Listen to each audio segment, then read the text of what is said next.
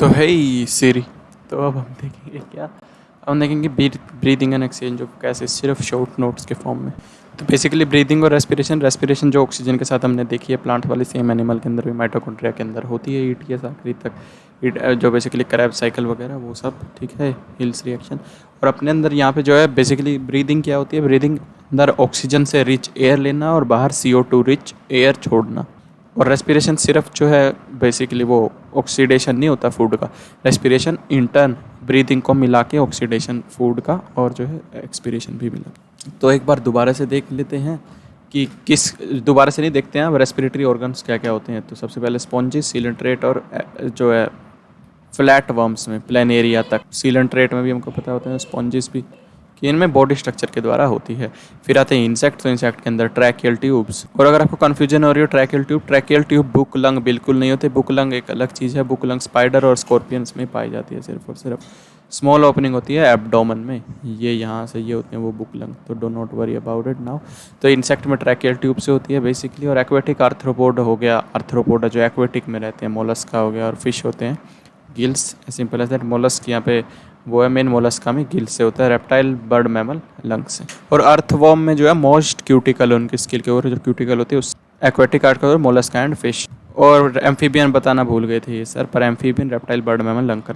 और जो है फ्रॉग जो है वो मॉइस्ट स्किन के द्वारा भी रेस्पायर कर सकते हैं, यानी कि जिसको क्यूटेनियस स्किन भी बोलते हैं। तो बेसिकली हम एयर लेते हैं नेजल चैम्बर, नेजल पैसेज के थ्रू, नेजल चैम्बर के थ्रू वो आती है फेरिंग्स में। फेरिंग्स फूड और एयर का दोनों का कॉमन पैसेज। फेरिंग्स के बाद जो है ये लैरिंग्स और जो है बेसिकली अपने ईसोफेगस में डिवाइड, तो एयर ईसोफेगस में नहीं लैरिंग्स में जाएगी। लैरिंग्स एक वॉइस बॉक्स होता है हमारा जो कार्टिलेजियस होता है स्ट्रक्चर में, और ये साउंड प्रोड्यूस करता है बेसिकली, इसे इसको साउंड बॉक्स बोलते हैं। एपिग्लोटिस हमने पहले ही बात कर ली है। अब ये आता है नीचे जो है लैरिंग्स से ट्रैकिया। ट्रैकिया बिल्कुल मिड ऑफ जो है थोरेसिक कैविटी, बिल्कुल थोरेसिक कैविटी के बीच में, middle of the thoracic cavity में जाके basically at T5 vertebra, T5 thoracic vertebra जो पीछे कमर में होता है, T5। तो याद रखना T5 बहुत पसंद होता है इसको। तो T5 पे आके ये बिल्कुल फटैक से फट जाता है राइट और लेफ्ट परमानेंटली ब्रोंकियल, ये ब्रोंकियल ब्रोंकाई सॉरी। तो ये ब्रोंकाई जो है कैसे कैसे फट जाते हैं, प्राइमरी ब्रोंकाई, फिर सेकेंडरी ब्रोंकाई, टर्शियरी, आखिरी में ये टर्मिनल ब्रोंकियोल्स में जाके एंड करते हैं। और सबसे important, terminal bronchioles always lack cartilaginous rings. तो initial bronchi and trachea as well, ठीक है। Initial bronchioles as well as जो trachea, primary, secondary, tertiary bronchi and initial bronchioles not terminal are supported by incomplete cartilaginous rings.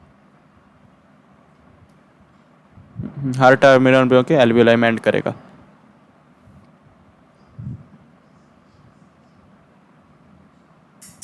हम्म,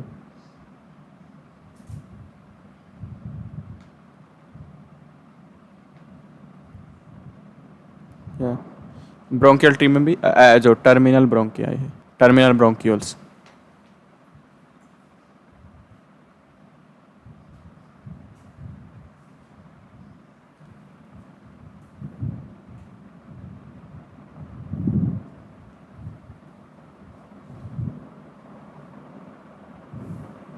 तो lung की layers को बोलते हैं pleura, इनके बीच में प्लूरल फ्लूइड होता है जो बेसिकली फ्रिक्शन कम करता है।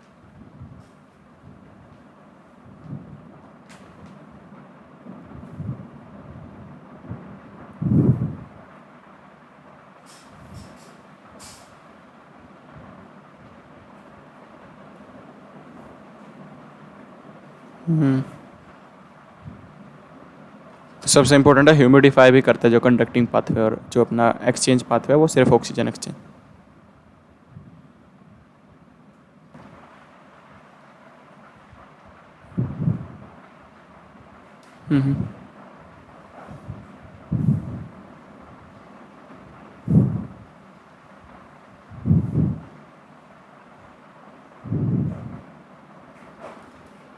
ओके, तो जो थोरेसिक चेम्बर है बेसिकली उसमें कोई हवा कहीं और से नहीं आ सकती, ये बहुत इंपॉर्टेंट है। Air tight container, wow. Thoracic chamber के अंदर ना पेट से हवा आ सकती है, सिर्फ सिर्फ थोरेसिक चेम्बर के अंदर बाहर से हम मुंह से ही ले सकते हैं, उसकी बस वॉल्यूम बढ़ा सकते हैं। ऐसे थोरेसिक चेम्बर के अंदर कभी हवा नहीं जाती। तो हमारी बॉडी का इससे इसमें कोई हवा नहीं है अंदर, सिर्फ लंग्स के अंदर है, लंग्स के बाहर जो है कोई हवा नहीं है, वाओ। और अगर ये एयर टाइट ना होता तो हम प्रेशर कैसे बढ़ा घटा पाते बताओ। वर्टिब्रा। हम्म,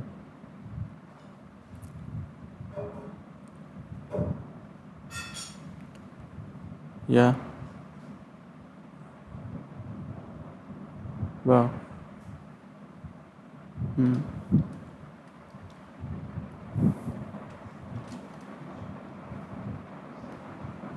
या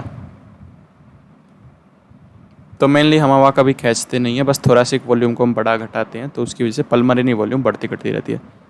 तो पल्मोनरी वॉल्यूम क्या है, जो हमारे लंग्स के अंदर है। थोरेसिक क्या है, जो हमारी थोरेसिक कैविटी के अंदर की वॉल्यूम। तो अभी मैं मसल से अपनी थोरेसिक कैविटी बढ़ाऊँ तो पल्मोनरी अपने आप बढ़ रही है। तो दिस इज इट। या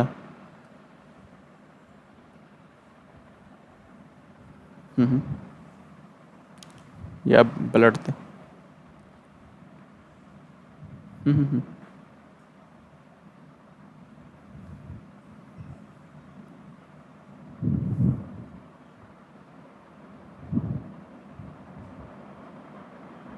T5 पे बस डिवाइड होता है ट्रैक किया, बिल्कुल भी इंपॉर्टेंट नहीं है जो कि।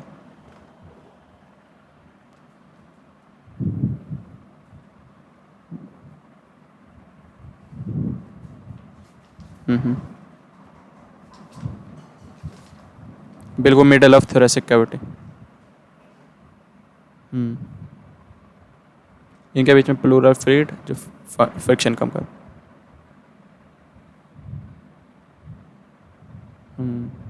Terminal bronchioles.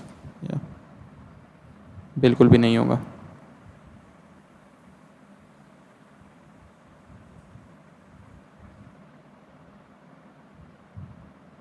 या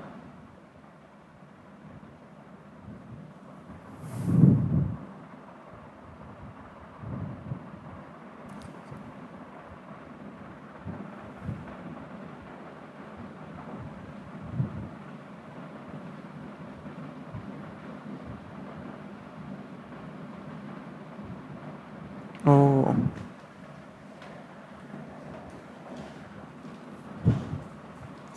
हम्म।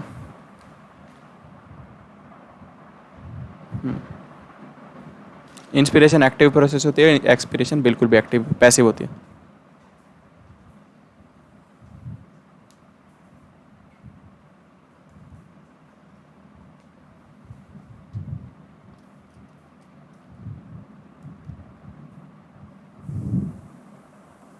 यानी वॉल्यूम ज़्यादा है। यस।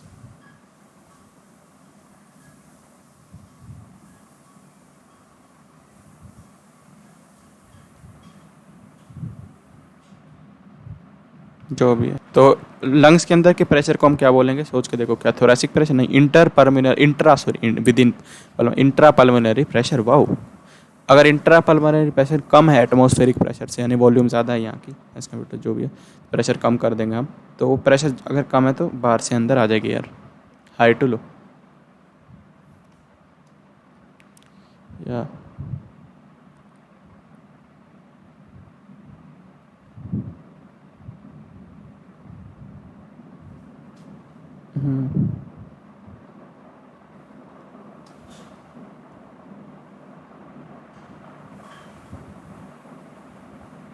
ठीक है।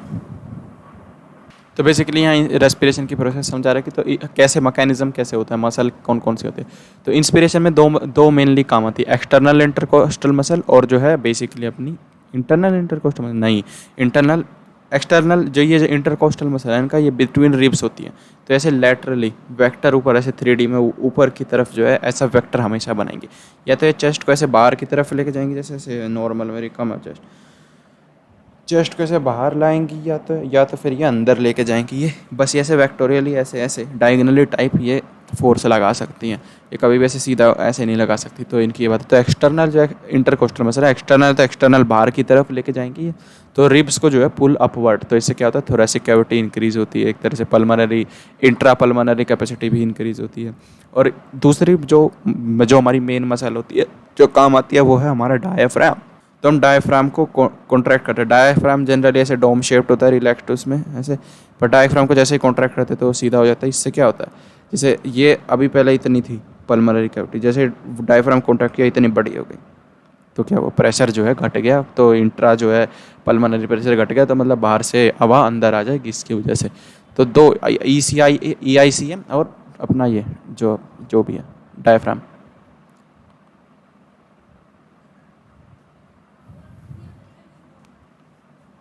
ओह।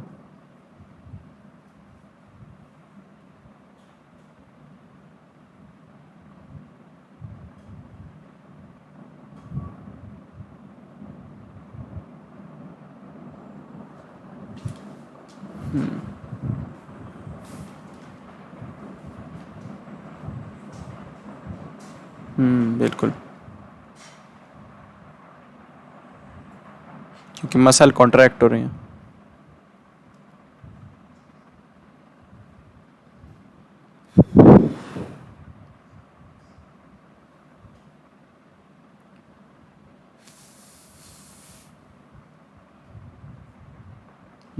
कोई दिक्कत नहीं।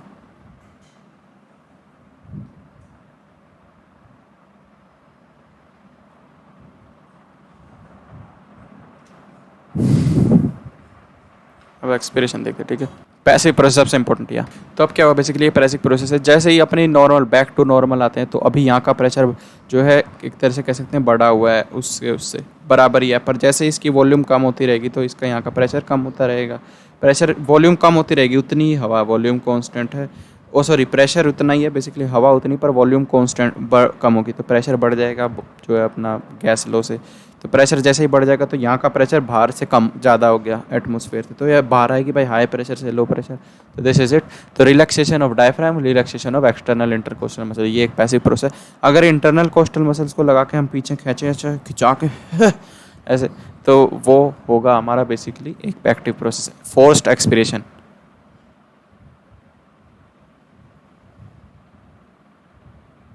या बेली ब्रीदिंग, जो भी।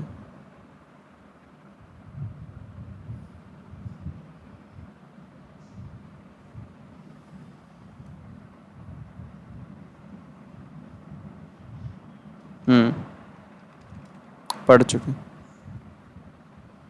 या या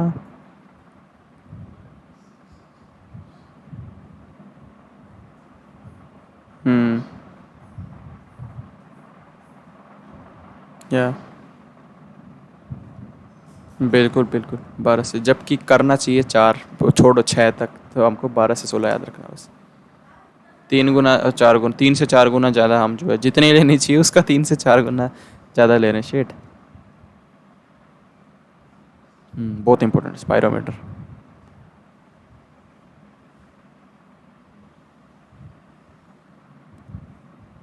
या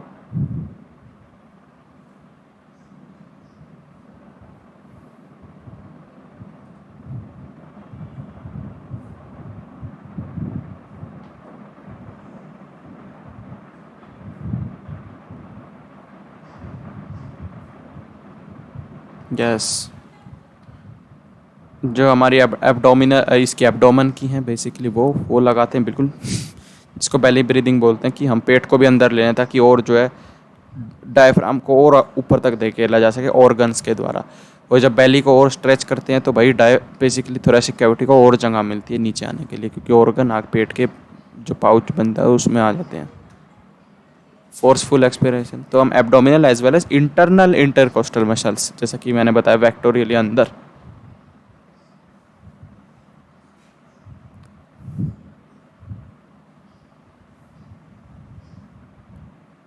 अच्छा,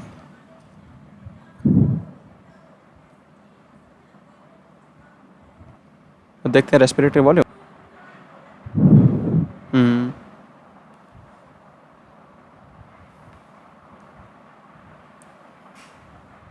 ओके, तो जितने की पहले कैंपा आती थी, मतलब कैंपा नॉर्मल बोतल, उतनी ही हम सांस ले जाते हैं एक बार में, शेट।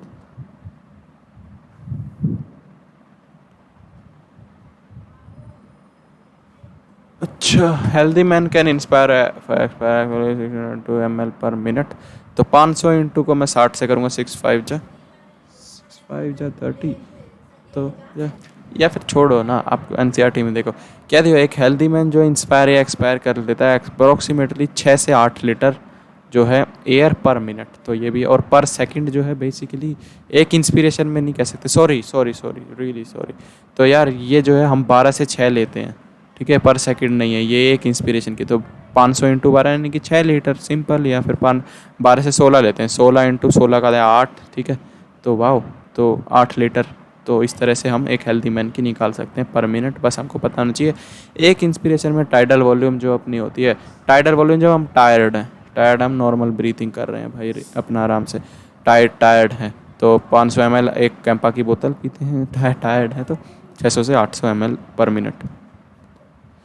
अब जो आपने नॉर्मल ले ली इतनी, अब इसके ऊपर से कितनी ले सकते हो, जो फुली इन जो विम होफ बोलता है वो कितनी, ये कितनी होती है ऐसे। तो आप ऐसी, मैं कहता हूँ 2500 से 3 लीटर तक पी सकते हो एक बार में। तो ऐसे ही आप 5 से 6 बोतल पी सकते हो अगर आप फोर्सफुली जो है इंस्पायर करोगे तो। या इंस्पिरेटरी रिजर्व वॉल्यूम, ठीक है।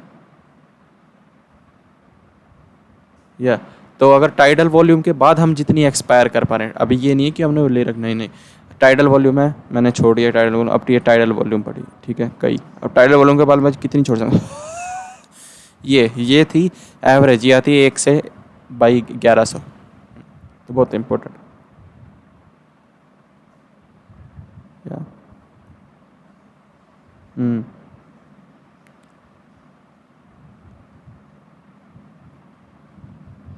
या तो रेजिडुअल वॉल्यूम हमेशा ही रहेगी भाई, नहीं तो लंग्स ही बिल्कुल ऐसे हो जाएंगे। तो रेजिडुअल वॉल्यूम बॉडी कभी भी नहीं निकलने देगी, ऐसा कोई मैकेनिज्म ही नहीं बनाया है कि बॉडी जो निकलने दे। दिमाग फट जाता है जैसे ही, दिमाग रोकता है पैरासिम्पैथेटिक नर्वस सिस्टम, ना ना ना ना बेटे रुक जा मारूंगी लात, पेन दर्द दे दूंगी। तो लंग को नहीं, हमको कोलैप्स भी क्यों करना चाहिए भाई, फट जाएंगे बेचारे, ट्रैकिया वो हो जाएगा नहीं।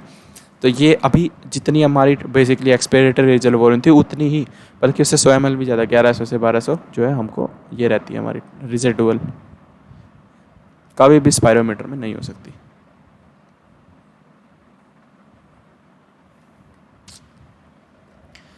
ज़्यादा इंपॉर्टेंट इन पे आएगा, मैं बता रहा हूँ, IC, EXC जो भी।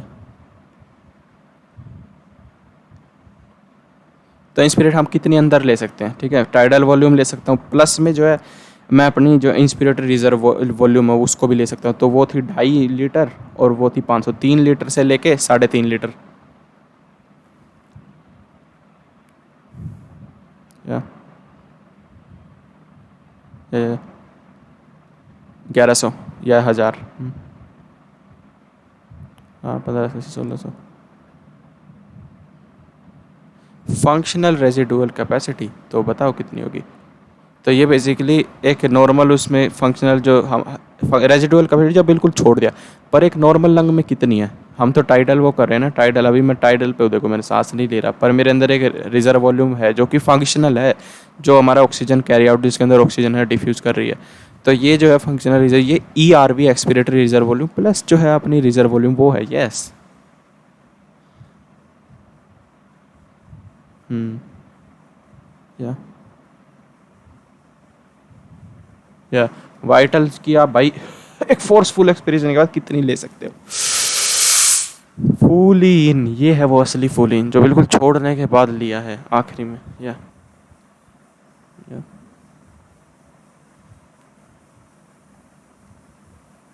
Okay. Total lung capacity residual volume plus में ERV प्लस में टाइडल वॉल्यूम प्लस में IRV, या एक 6 लीटर ले सकते हैं हम ऑन अ मैक्सिमम स्केल, ठीक है। या अमेजिंग।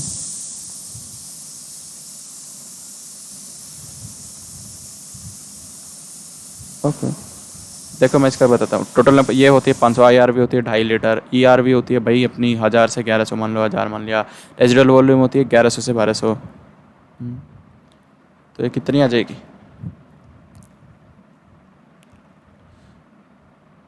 या तो सबसे इंपॉर्टेंट सवाल यहीं से आएगा, जिस इसमें RV आता है वो नहीं कर सकते। तो फंक्शनल रेजिडुअल कैपेसिटी बिल्कुल भी नहीं कर सकते। ERV कर सकते हैं, IRV कभी भी नहीं कर सकते। टोटल लंग कैपेसिटी नहीं कर सकते। RV कैसे पता लगाओगे।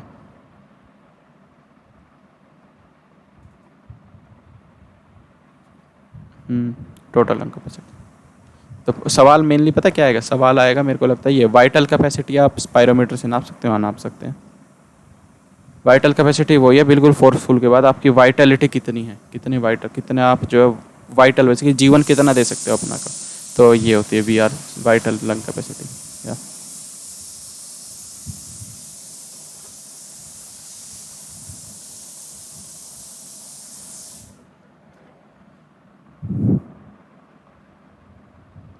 Vital capacity yes.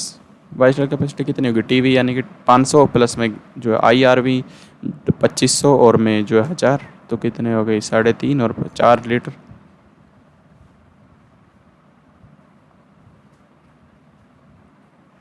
नहीं चलो एक्सचेंज।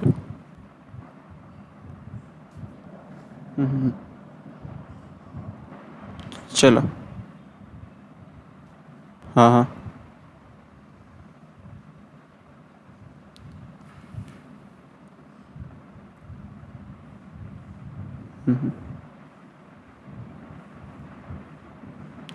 या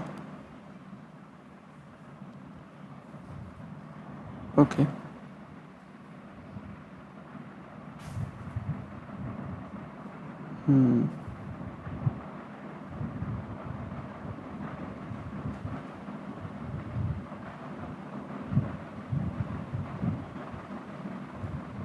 ओके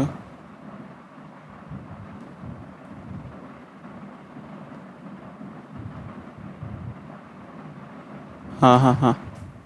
या तो बेसिकली ये तो बहुत इंपॉर्टेंट है भाई ये तो एटमॉस्फेयर में ऑक्सीजन का पार्शियल प्रेशर कितना होता है, 720 में से 159, इसका जो 21% निकाल लेंगे 20% बेसिकली, 0.3% 0.03 तो 0.3 आ जाता है ये basically M of H G. छोड़ो कोई ज़रूरत नहीं, अब ये देखो मीन तो 159 और 0.3 याद रखो। एल्वियोलाई के अंदर आते आते ये जो है जब पूरा थोड़ी ना भाई ऐसा कैसा जो है सॉल्व हो जाएगा, बहुत सारी ऑक्सीजन चली जाएगी ब्लड के अंदर, और सारी नहीं तो कितनी 104 चली जाएगी, ठीक है। तो 104 चली गई मेरे भाई साहब, और एक लक्की नंबर 55 बाहर निकला, तो लक्की नंबर 5 लक्की नंबर बाहर निकला, वाह। तो 0.3 से ये जो है इतनी सारी एब्जॉर्ब कैसे होगी CO2 भाई, पहले से भी आ रही है एक डीऑक्सीजनेटेड, प्लस ये CO2 वाटर में रेडिली सोल्यूबल होती है। तो एल्वियोलाई में तो खूब ज़्यादा धड़ धड़ धड़ धड़ एकदम जो है हो जाता है। एक रेस्पिरेटरी सरफेस को वेट जरूर होना चाहिए, याद हो तो जो भी है। और जो डीऑक्सीनेटेड ब्लड है उसमें बेसिकली आप यहाँ छोड़ो, डीऑक्सीजन छोड़ो, एल्वियोलाई से जाएगी ये ब्लड को ऑक्सीजनेट कर देगी, तो ऑक्सीजनेटेड ब्लड में होगी ये 95, तो 95, अब ये 95 जाएगा टिश्यू में, 95 से 40 हो जाएगा। टिश्यू में तो इसको डीप टिश्यू ने अपना ले लिया, थोड़ा सा छोड़ेगा सेकंड के लिए टिश्यू भी, तो टिश्यू को डीऑक्सीनेटेड ब्लड में देगा था 40, यहाँ से ये होगा ही, फिर ये दोबारा 104 बन जाएगा क्योंकि यहाँ से आके, तो अमेजिंग। ऐसे CO2 की बात करें, पहले यहाँ था 40, अभी ये कहाँ जाना चाहिए एल्वियोलाई से, एल्वियोलाई बेसिकली एल्वियोलाई से आ रहा है, टिश्यू से आ रहा है ना CO2, 45 था टिश्यू में, तो अभी जो है यार 45 से ये ऑक्सीजनेटेड ब्लड में जो है, डीऑक्सीनेटेड ब्लड में 45 था, ठीक है, टिश्यू से डीऑक्सीनेटेड ब्लड में गया 45, 45 से ऑक्सीजनेटेड ब्लड में 40, तो ठीक है जो भी है। दोबारा दे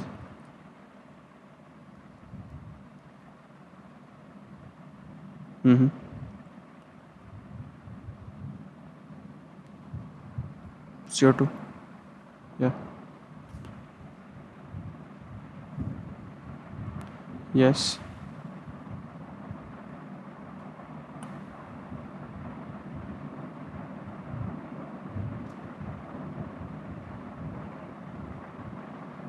ओह या। तो बेसिकली एल्वियोलाई भी ऑक्सीजनेटेड ब्लड ही है, तो यहाँ से 0.3 से 0 यहाँ पे 45 हो जाएगा ऑक्सीजन इसमें, ठीक है, 95 और सॉरी 40 हो जाएगा, कार्बन डाइऑक्साइड कमी होगी, पर जो है ये इतनी रहेगी। अब ये जो टिश्यू ले लेगा और कार्बन डाइऑक्साइड और दे देगा, तो 40 में और नहीं मिलेगी, तो ये हो जाएगी 45, तो जो अपनी ऑक्सीजनेटेड ब्लड है वो पैसे पैसे 42 है सॉरी, वो रह जाएगा यहाँ पे कितना, वो हो जाएगा 40 और 45। ऑक्सीजनेटेड ब्लड में 104 से कितना आ गया था भाई बताओ, 105 आ गया था।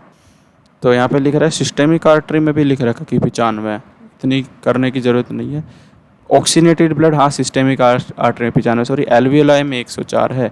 एल्वियोलाई और डीऑक्सीनेटेड ब्लड में कोई, ऑक्सीनेटेड ब्लड में CO2 सेम ही रहता है, ठीक है, ये याद रखना बस, CO2 40 रहता है, और 40 अब जो है और जुड़ेगा इसमें क्योंकि ऑक्सीजन डला है अभी अभी 95 से, ठीक है। एल्वेलाई में 104 था, आते आते भाई लंग भी ले लेंगे कुछ उसको, तो 95 हो जाएगा। 95 जो है 95 से और कम 40 ही रह जाएगा, 40 ही रह जाएगा। ये CO2 और बढ़ जाएगा, 45 हो जाएगा। अब ये 45 ऐसा गया तो 45 और 40 दोबारा पल्मोनरी आर्टरी तक आ जाएंगे। तो अब 45-40 है और यहाँ पे 104 है, तो 104 और 40 में कितना अंदर आ जाएगा, इसको कर देगा कितना 195 ऊपर 100, हाँ 49 159, तो 104 कर देगा इसको। और CO2 को 45 था, थोड़ी सी बाहर निकलेगी भाई, तो ये 40 हो जाएगी बस एल्वेलाई के अंदर। या एक बार अब देख, या और एल्वेलाई में बताया था 104/40। ला ला ला, बिल्कुल। कार्बन डाइऑक्साइड कितना हो जाएगा 45 से 40, ऑक्सीजन हो जाएगा 104।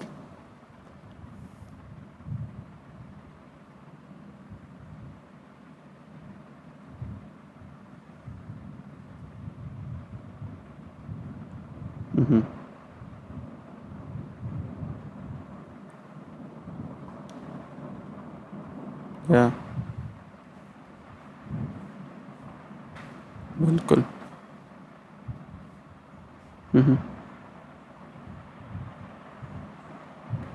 सबसे इम्पोर्टेंट है ये लाइन कि डिफ्यूजन लेयर किस चीज़ के बने हुए हैं। सबसे पहले तो जो एपिथेलियम में स्क्वैमस टिश्यू है, एंडोथेलियम नहीं, ये जो स्क्वैमस टिश्यू है उसकी बेसिकली एपिथेलियम की, द एंडोथेलियम ऑफ एल्वेओलर कैपिलरी, जिस कैपिलरी के पास उसमें एंडोथेलियम वो भी स्क्वैमस ही है।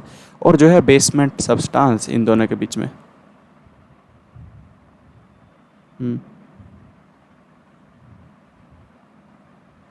या और किसी भी रेस्पिरेटरी सरफेस को वेट और होना चाहिए।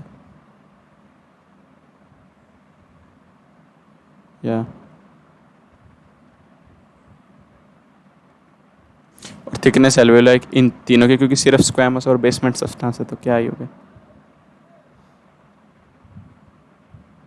बिल्कुल, सबसे इम्पोर्टेंट है। हाँ, गैस।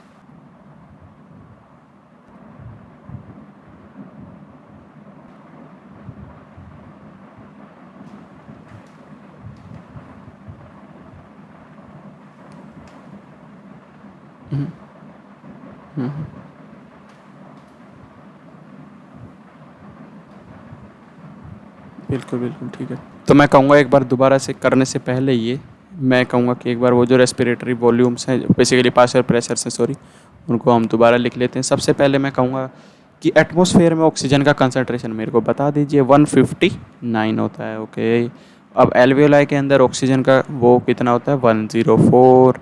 तो शुरू से देखते हैं, 159 एल्वेओलाई के अंदर, 104 ब्लड के अंदर 95, टिश्यू के अंदर ये जाके हो जाता है 40 बेसिकली। और जो डीऑक्सीनेटेड ब्लड है या वेन जिनको बोलते हैं उनके अंदर है कितना, तो उनके अंदर है भाई अपना 40 ही, डीऑक्सीनेटेड के अंदर भी 40 ही है। पल्मोनरी आर्टरी उसके अंदर भी 40 है, ये 40 से 40 होगा। और दोबारा से जब तक ये साइकिल ऐसे यहाँ से ये ऐसे नहीं हो जाती। अब CO2 की बात करें तो एल्वेओलाई के अंदर CO2 कितना है, तो एल्वेओलाई से बाहर निकलता है पहले, तो एल्वेओलाई के अंदर होगा 40 होगा। ठीक है, बिल्कुल सही बात है। एल्वेओलाई के अंदर भी अब जो ऑक्सीजनेटेड ब्लड है उसके अंदर भी 40 होगा, कोई फ़र्क नहीं पड़ता CO2 को, तो 40 होगा। और भाई अपना फिर जैसे टिश्यू में है, टिश्यू इसको और दे देगा, तो ये ओके, ये एल्वेओलाई में ये भी, तो मान लो यहाँ शगुन के लिए जाए, टिश्यू में जैसे ये आएगा भाई 45, डीऑक्सीनेटेड ब्लड में 45, पल्मोनरी आर्टरी में 45। अब ये 45 जैसे ही एल्वेओलाई में जाएगा, एल्वेओलाई में जाके ये दोबारा से 40 हो जाएगा। औसम। और यहाँ पे 40 एटमॉस्फेयर में होता है 0.3, तो अमेजिंग। एल्वेओलाई के अंदर आया है ये, बाहर से अंदर नहीं। अब ये जो है बेसिकली एल्वेओलाई के अंदर ये 45 होगा। भाई क्या बात कर रहे हो, एल्वेओलाई के अंदर 45 होगा, ऑक्सीजनेटेड ब्लड के अंदर 40 होगा। ठीक है, तो मैं सही था, मैंने गलती कर दी थोड़ी सी। एल्वेओलाई के अंदर ये जो है ये क्या है, ये उसका है बेसिकली एटमॉस्फेयर के अंदर 0.3, एल्वेओलाई के अंदर ये 40 है। सुनो मेरी बात, अब जो डीऑक्सीनेटेड ब्लड है, ऑक्सीजनेटेड ब्लड है, सॉरी एल्वेओलाई से ऑक्सीजनेटेड, वहाँ पे जो है 40 है। दोबारा से डीऑक्सीजनेटेड जो ब्लड है डीऑक्सीजनेटेड ब्लड उसके अंदर कितना होगा सोचो, 45, क्योंकि टिश्यू से आएगा। पहले टिश्यू में ये टिश्यू है, ठीक है, टिश्यू के अंदर 45 या 40 होगा। टिश्यू से डीऑक्सीजनेटेड ब्लड यानी कि जो बेसिकली अपना कुछ भी बोल लो, वेन्स में कितना होगा, वेन्स में 45 होगा दोबारा। जो पल्मोनरी आर्टरी है उसमें जो है दोबारा से 45 होगा। अब ये 45 एल्वियोलाई में जाके कम होगा, तो एल्वियोलाई में 40 हो जाएगा। फिर ये ऑक्सीजनेटेड ब्लड कोई फ़र्क नहीं पड़ता, जैसे टिश्यू में आएगा 45 होगा। CO2 का पार्शियल प्रेशर बढ़ेगा, कार्बन डाइऑक्साइड का पार्शियल प्रेशर घटेगा। पर एल्वियोलाई पे इसका उल्टा जाएगा, एल्वियोलाई पे CO2 का पार्शियल प्रेशर घटेगा जबकि ऑक्सीजन का बढ़ेगा दोबारा से। Okay, amazing man. तो अब देखते हैं, हमने देख लिया पार्शियल प्रेशर। अब देखते हैं ऑक्सीजन ट्रांसपोर्ट का कैसे रहा है। तो ऑक्सीजन ज़्यादा सोल्यूबल नहीं होता, सबसे पहली बात तो ये देख लो। तो जो ऑक्सीजन है 97% ऑक्सीजन वो हीमोग्लोबिन में जो है के अंदर बैठ के बेसिकली जा रहा है। हीमोग्लोबिन एक बस है जो कि लोहे की बनी है, उसके अंदर बैठ के आयरन की तो जो है बेसिकली, और जो 3% प्लाज्मा में डिवॉल्व है। तो जो हीमोग्लोबिन है बेसिकली 4 ऑक्सीजन के एक हीमोग्लोबिन 4 जो है ऑक्सीजन के मोलिक्यूल को पकड़ता है और ऑक्सी हीमोग्लोबिन बना लेता है। तो एक हीमोग्लोबिन के अंदर 4 O2 के मॉलिक्यूल होते हैं, ठीक है, 4 O2 के मॉलिक्यूल यानी कि 8 O2 ऑक्सीजन के एटम। तो एस अमेजिंग एज दैट। तो 1 ग्राम ऑफ हीमोग्लोबिन में ट्रांसपोर्ट करता है 1.34 ml ऑफ O2। ऐसे कि ऐसे याद करना, O2 आ गया था, ठीक है, 1 2 3 4, तो O2 बाहर निकालो, 1.34 ml of O2 1 gram of haemoglobin है। Amazing as that. तो 100 ग्राम ml कितना करेगा, तो 100 ml ब्लड में 12 से 16 ग्राम जो है भाई अपना होता है हीमोग्लोबिन। अब 1 ग्राम कितना करता है 1.2, तो 12 से 16 ml कितना करेगा, 16 ग्राम कितना करेगा इन 100 ml ऑफ ब्लड। तो ये अप्रोक्सीमेटली आ जाता है 5 जो है ml of O2, 5 ml of oxygen tissue को जो सप्लाई होएगा ये, ठीक है, इन बाय हीमोग्लोबिन। अब अगर आप स्ट्रेनस एक्सरसाइज जो मैं आज कर गया कि भाग के खिंचा के ऑक्सीजन बहुत सारा चाहिए था, तो 100 ml ब्लड ही 100 ml ही ब्लड 15 ml ऑक्सीजन दे देगा अपने टिश्यू को। तो how shitty is that man. तो वो मैन। तो बस याद रखना 1 ग्राम हीमोग्लोबिन 1.34 ml ऑफ O2, जबकि 100 ml ब्लड में होता है 12 से 16, तो 100 ml ब्लड 5 ml ऑक्सीजन देता है नॉर्मली, और जो है स्टेनस में 15। तो इसके बेसिस पे ऑक्सीजन डिसोसिएशन कर्व बनाएंगे अभी हम, या तो बेसिकली अब हम देखते हैं वही ऑक्सीजन डिसोसिएशन कर्व। एक नॉर्मल कंडीशन में ये ऐसी येलो लाइन की तरह होती है, ये एक सिग्मोइड कर्व होती है, ठीक है। और इसमें मेन जो है क्वेश्चन आएगा कि ये राइट की तरफ कब शिफ्ट होती है, लेफ्ट की तरफ कब शिफ्ट होती है, वो हम एनसीईआरटी में देख ही लेंगे किस में होती है किस में नहीं। तो सबसे पहले हम देखते हैं जब ये राइट की तरफ शिफ्ट होती है, राइट की तरफ शिफ्ट क्यों होगी ये कभी भी, यानी कि ये जो है बेसिकली ये परसेंटेज सैचुरेशन ऑफ हीमोग्लोबिन, ये है पार्शियल प्रेशर ऑफ O2, यानी कि सेम सैचुरेट करने के लिए हमको ज़्यादा ऑक्सीजन का पार्शियल प्रेशर देना पड़ रहा है। ऐसी कंडीशन में जो है अपनी ये सिग्मोइड कर्व इस तरफ हो जाएगी।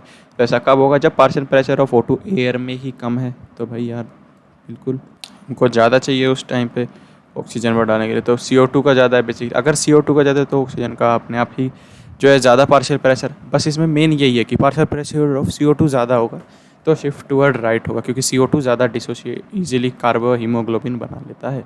तो दैट्स इट, यानी कि PO2 कम हो जाएगा इस केस में, PCO2 मेन है। और टेम्परेचर बढ़ा देंगे तो CO2 की डिफ्यूजन, क्योंकि ऑक्सीजन तो वैसे ही बहुत ज़्यादा डिफ्यूज 97% डिफ्यूज होता है, पर जो है कार्बन डाइऑक्साइड बिल्कुल ही नेग्लेजिबल होता है। तो टेम्परेचर बढ़ाने से कार्बन डाइऑक्साइड का डिफ्यूजन बढ़ जाएगा। एसिडिक CO2 क्योंकि एक एसिड होता है, एक तरह से नॉन मेटेलिक ऑक्साइड है, तो pH कम और या फिर H+ का कॉन्सेंट्रेशन ज़्यादा हो जाएगा, तब भी ये चीज़ राइट की तरफ शिफ्ट हो जाएगी। यानी कि सेम उसमें ज़्यादा हमको ऑक्सीजन का पार्शियल प्रेशर देना पड़ेगा, सेम अमाउंट ऑफ अपने हीमोग्लोबिन में देने के लिए। अब शिफ्ट टूवर्ड लेफ्ट की बात करूँ उस तरफ ऊपर, यानी कि पार्शियल प्रेशर O2 कम है, फिर भी जो है अपना जो ज़्यादा वो हो गया है, क्या बोलते हैं, ज़्यादा डिसोसिएशन होगा। ऐसा कब होगा, जब भाई PCO2 कम होगा। जैसे मैं एकदम से जो विम हॉफ ब्रीदिंग टेक्निक करता हूँ, फुली इन फुली आउट, उसमें PCO2 बिल्कुल कम हो जाता है, तो हीमोग्लोबिन नियरली जो है बहुत सारे ऑक्सीजन से भर जाती है और जो है ऐसे बेसिक हो जाती है कंडीशन। तो PCO2 जब कम हो जाता है तो PO2 अपने आप बढ़ जाता है। तो this is shift toward left. ये pH बढ़ने जब बेसिक कंडीशन हो जाए, जैसे मैंने बताया H+ का कम हो जाएगा क्योंकि बेसिक है, टेम्परेचर कम हो जाएगा, या ठंडा इसलिए मुंह में फील होता है वो, या क्योंकि कम टेम्परेचर और जो है अच्छे से फैसिलिटेट करता है PO2 को। अब एक P50 वैल्यू पे सवाल आता है, P50 वैल्यू क्या होती है, जहाँ पे PO2 eight which percentage saturation of haemoglobin is 50%, वहाँ पे जो है पार्शियल प्रेशर ऑफ O2 की वैल्यू, जब ये परसेंटेज सैचुरेशन 50% होगी, ईजी पीजी। और ये राइट की तरफ कब शिफ्ट होता है, अगर कोई पूछे कि भाई ये जब अगर किसी में जो है राइट की तरफ शिफ्ट है तो इसका क्या है कि ग्लाइकोलिसिस भी हुई। ग्लाइकोलिसिस है क्योंकि PO2 बढ़ता है, यानी कि PCO2 अपने आप कम होता है यार एज़ कम्पेयर टू O2, क्योंकि ये कंपेरेबल होते हैं। तो PO2 बढ़ता है या PCO2 कम होता है। तो ये क्या है बेसिकली, पागल के बाद जो पागल अपने NADPH के बाद बनता है वो है ये 2,3-डाइफॉस्फोग्लिसरेट, रेस्पिरेशन में पड़ा था ना ग्लाइकोलिसिस में। तो this is by product of, इसकी वजह से राइट में शिफ्ट होती है। ऑसम। तो बेसिकली आप देखते हैं ट्रांसपोर्ट ऑफ CO2 तो 3 तरह से होता है ट्रांसपोर्ट ऑफ CO2। पहले डिजोल्व स्टेट में ये ऑक्सीजन जैसा नहीं है, ये 3% ऐसे नहीं होगा, ये जो है 5 to 7% आसानी से CO2 डिजोल्व, क्योंकि इतना कम होता है यार, इसका 40 ही जो होता है वो होता है ऑक्सीजनेटेड ब्लड में। तो उसी में जो है ये कितना 5 to 7% CO2 जो है ब्लड डिजोल्व स्टेट में ही जो है ब्लड में चला जाता है, वाह प्लाज्मा में। या और दूसरी तरीके से जाता है ये कार्बोक्सी हीमोग्लोबिन में, कार्बामिनो हीमोग्लोबिन में, ये जो होता है 20 से 25% ऑफ CO2 के उसमें होता है, ठीक है। तीसरा जो सबसे इम्पोर्टेंट, सबसे ज़्यादा देखने को मिलता है वो है कि ये बाइकार्बोनेट की फॉर्म में। तो बाइकार्बोनेट की फॉर्म में हमारे आनंदमणि भैया ने बहुत अच्छे तरीके से इससे पहले समझाया। तो बेसिकली क्या है, ये यहाँ से बस RBC के अंदर CO2 आ जाए, जैसे ही वो ब्लड के अंदर तैर रहा है भाई, RBC के अंदर भी वही बात है।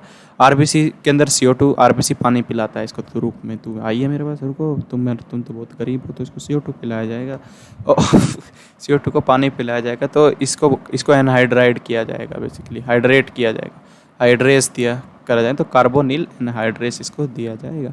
तो ठीक है, ये बन जाएगा हमारा बाइकार्बोनिक एसिड। तो ठीक है, ईजी पीजी। अब ये जो बाइकार्बोनिक एसिड डिसोसिएट होता है H+ और HCO3- में। अब H3O3- बाहर साइटोप्लाज्म में, साइटोप्लाज्म या कोई भी इंट्रासेलुलर सेल है, स्पेस है, उसके अंदर सबसे ज़्यादा कौन सा है वो पाए जाते हैं, सोडियम, और सेल के अंदर सबसे ज़्यादा पोटेशियम और नेगेटिव प्रोटीन।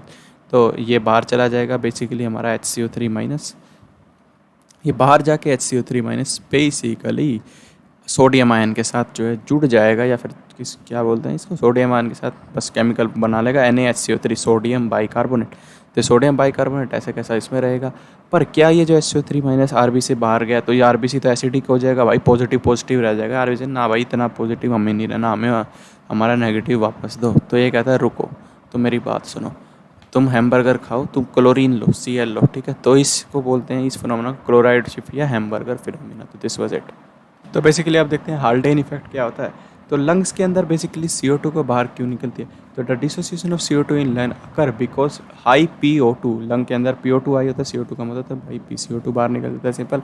बेसिकली जो है ये देखो कि लंग के अंदर हाल्डेन इफेक्ट अच्छे से यहाँ समझा Wikipedia. Haldane effect is a property of haemoglobin, first इसके द्वारा, in which oxygenation of blood in lungs, lungs के अंदर जो ब्लड का ऑक्सीजनेशन है डिस्प्लेसिस द कार्बन डाइऑक्साइड, जो कि कार्बाबिक्सनो हीमोग्लोबिन, कार्बामिनो हीमोग्लोबिन के फॉर्म में है, वो अगर लंग्स में एल्वेलाई में बेसिकली वो अपने आप ही बाहर निकल जाएगी। वाई, क्योंकि PO2 बहुत ज़्यादा आता है, तो ऑक्सीजन की ज़्यादा एफिनिटी हो जाएगी हीमोग्लोबिन के द्वारा। तो ये है एग्जैक्टली हाल्डेन इफेक्ट। तो ये भी ठीक है, डिसोसिएशन ऑफ CO2 हट जाता है और O2 आ जाता है due to high pressure O2, तो एफिनिटी ज़्यादा बढ़ जाती है ऑक्सीजन की।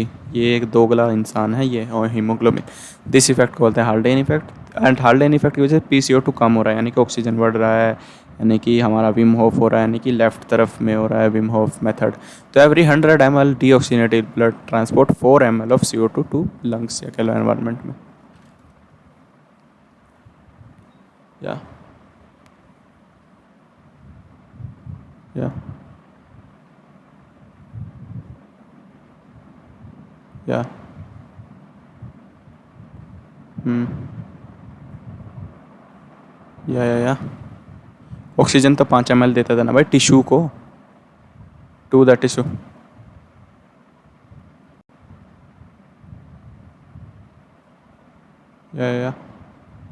या या कार्बोनिक एनहाइड्रेट सबसे इंपॉर्टेंट है पूरी एंजाइम, या क्लोराइड शिफ्ट। या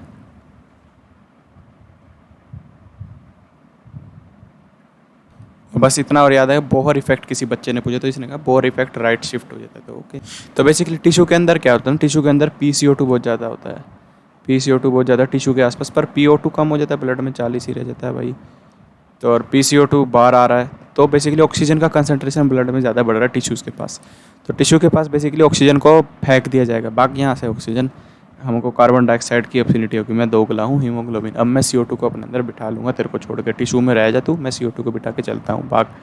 तो इसके साथ ये होता है 45, जहाँ पे पास PO2 बन जाता है, तो इसको टिश्यूज़ में जो होता है इसको बोलते हैं बोहर इफेक्ट। इसमें CO2 का कंसनट्रेशन ज़्यादा बढ़ रहा है, तो ये क्या है, right shift. Okay, foetal RBC छोड़ो, राइट शिफ्ट होता है फीटल आरबीसी में शायद, या देखते हैं चलो।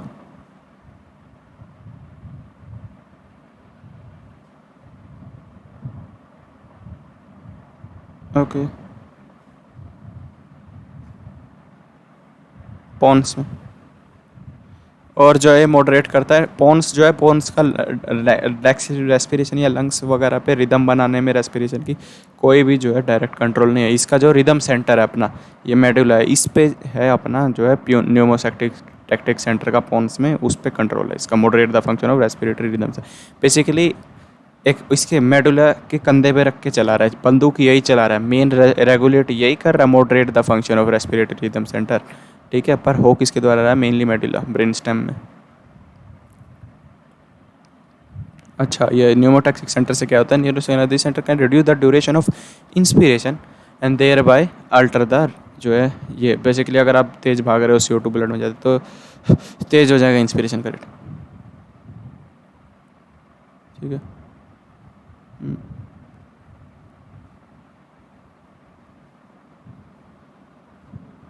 ओके। कैरोटिड आर्टरी और कैरोटिड नोच भी, ये भी याद है मुझे।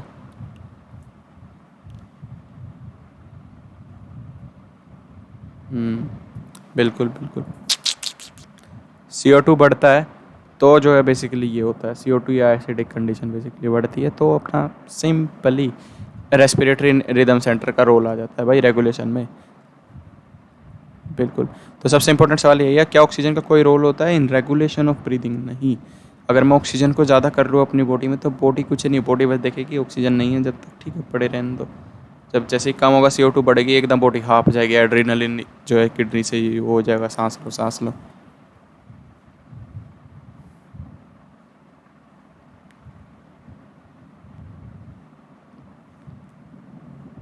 ओके। या ये भी देखते हैं, ये फिर दोबारा पोन्स को कहते हैं, पोन्स रेगुलेट करता है मेडुला से। तो एक कीमोसेक्ट situated is next to rhythm centre which is, जैसे कि इसी की बात हो रही है न्यूमोटैक्सिक सेंटर की, which is highly sensitive to CO2 and H2 and इनके increase of this activate the turn off signal to rhythm centre to make necessary inspiration बढ़ाओ, बेसिकली CO2 को हटाओ। तो ये जो है ये ऐसा, ये कीमो सेंसिटिव सेंटर ये कैरोटिड आर्टरी और आर्टरिक नोड्स में भी मिलता है। सही कह रहा है।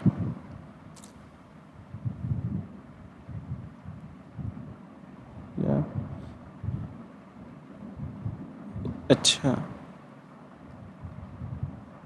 वाह, इम्फाइसेमा तो बहुत जो है घटिया है, ये स्मोकिंग वगैरह की वजह से होती है, सिगरेट स्मोकिंग। सबसे इंपॉर्टेंट पार्ट यही है, एस्थमा ब्रोंकियोल्स में इन्फ्लामेशन की वजह से, इन्फ्लामेशन सूज जाती हैं तो ऐसे होते हैं ना, सूजी हुई हैं वो, उसमें जा ही नहीं रहा, दर्द हो रहा है, ऊपर वो शैलो ब्रीदिंग, हवा ऊपर ऊपर की चीज़ें इस्तेमाल होनी अस्थमा में। या